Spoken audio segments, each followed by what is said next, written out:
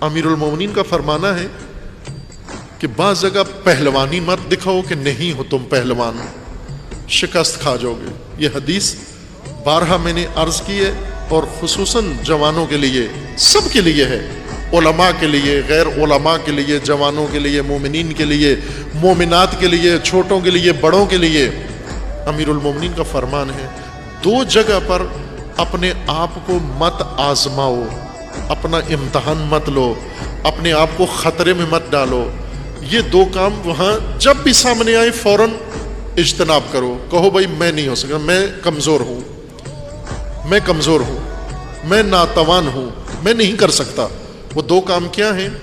ایک، جب نامحرم سے سامنا پڑے، پالا پڑے، نامحرم کے ساتھ تعلقات پہ اپنے آپ کو مت آزماؤ. نہ کہو نامحرم کو بہن نہ بناؤ. بہت سارے ہیں نا جنہوں نے نامحرم بہنیں بنائی. نہ بناؤ، نامحرم بہن نہ بناؤ. یہ سب سے خطرناک بہنیں اور بھائی وہ ہیں جو نامحرم ہیں اور صیغہ اخوت پڑھ لیتے ہیں آپس میں، ہم بہن بھائی ہیں. یہ نہیں ہے بہن بھائی. نامحرم خصوصاً، توجہ کریں جوانان، توجہ کریں، نامحرم خصوصاً اپنی رشتہ دار نامحرم، کزنز، ان سے بچو. لڑکی ہو لڑکوں سے بچو، کزن سے بچو. لڑکے ہو اپنی کزن سے بچو، لڑکی سے بچو. نامحرم جب قریب ہوں، رشتہ دار ہوں، آنا جانا بھی ہو، وہاں زیادہ خطرے میں ہو. مت آزماؤ،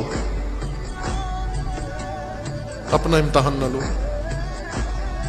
اور دوسرا، مال، بیت المال، مال کے اوپر اپنا امتحان نہ لو. یہاں پر انسان پھسل جاتا ہے. یہ دنیا کے 2 سب سے بڑے جلوے ہیں، شہوت جنسی اور شہوت مال. یہ سب سے بڑی 2 کششیں ہیں. یہاں انسان، بڑے بڑے انسان شکست کھا جاتے ہیں. آپ توجہ کریں، تاریخ میں بڑے بڑے انسانوں نے یہاں پر شکست کھائی ہے. امام حسن نے کیوں صلح کی؟ امام حسن نے صلح کی اپنے کمانڈر کی وجہ سے، اپنی فوج کے کمانڈر ان چیف کی وجہ سے، سپہ سالار اعلیٰ کی وجہ سے، اس کی سلپنگ کی وجہ سے سلپ ہو گیا، پھسل گیا. انہی 2 چیزوں پہ پھسل گیا. اور وہ کمانڈر بھی غیر معمولی کمانڈر ہے، عبید اللہ ابن عباس ابن عبد المطلب کا بیٹا، عبداللہ ابن عباس کا چھوٹا بھائی، بنو عباس کا بڑا سرکردہ. امیر المومنین نے اس کو یمن کا والی بنایا. امام حسن نے اس کو فوج کا سپہ سالار اعلیٰ بنایا، اور سپہ سالار اعلیٰ بنا کر فوج اس کے حوالے کی. 12,000 یا 18,000 فوج امام مجتبیٰ نے تیار کر کے سپہ سالار اعلیٰ کو دی کہ تم جاؤ دوبارہ صفین کے مقام کی طرف، محاذ پہ پہنچو، امیر شام کے خلاف، شامیوں کے خلاف فیصلہ کن جنگ کرتے ہیں. وہ جنگ جو ادھوری رہ گئی امیر المومنین کے زمانے میں، اس جنگ کو اپنے انجام تک پہنچاتے ہیں. یہ امام کا فیصلہ تھا. سپہ سالار کو فوج اکٹھی کر کے، بہترین فوج اس کے حوالے کی. یہ پہنچ گیا محاذ جنگ پر. جو ہی وہاں پہنچا، شام کا وفد آیا، رات کو اس کو ملا، سپہ سالار امام حسن مجتبیٰ کو، امام حسن مجتبیٰ کے چچیرے بھائی کو،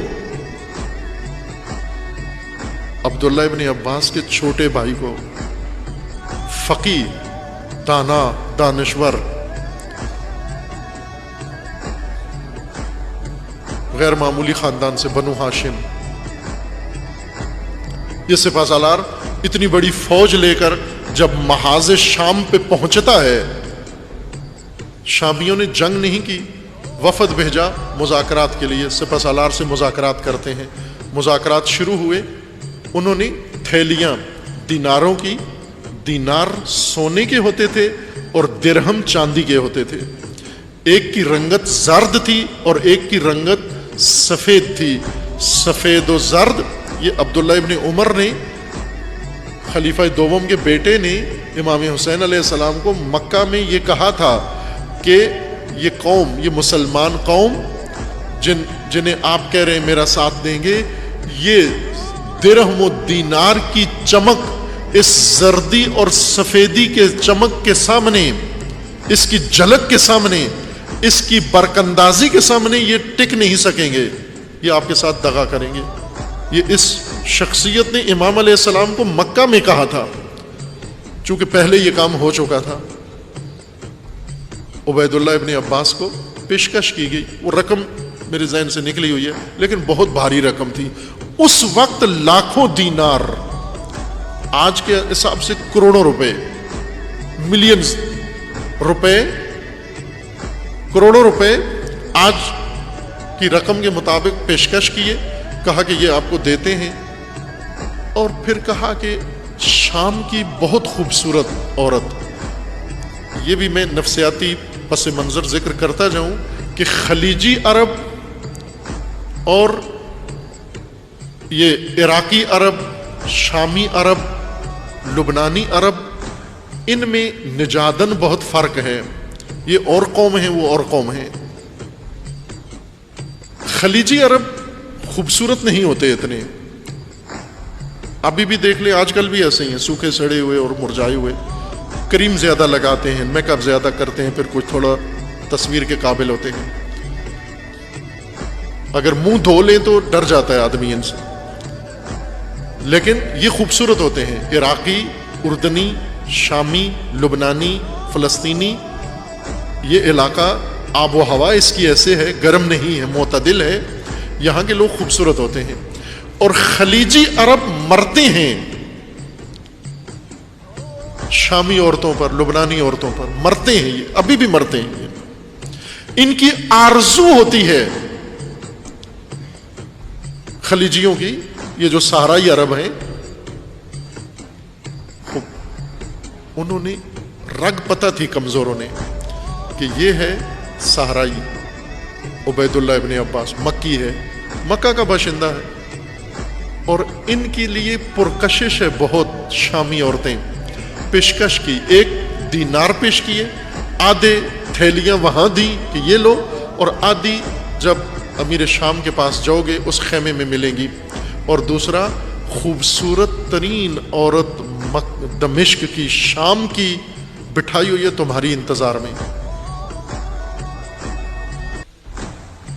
یہ دو وعدے سننے تھے، اس نے کنفرم بھی نہیں کیے، حالانکہ اس قسم کے موقع پر جب خیانت کرنی ہوتی ہے تو کچھ تحفظات ہوتے ہیں، کچھ یقینی بنانا ہوتا ہے کہ یہ یقینی ہے نہیں ہے، کہیں پھر تو نہیں جاؤ گے، کچھ اپنے ہاتھ میں کوئی مضبوط کارڈ رکھنا ہوتا ہے۔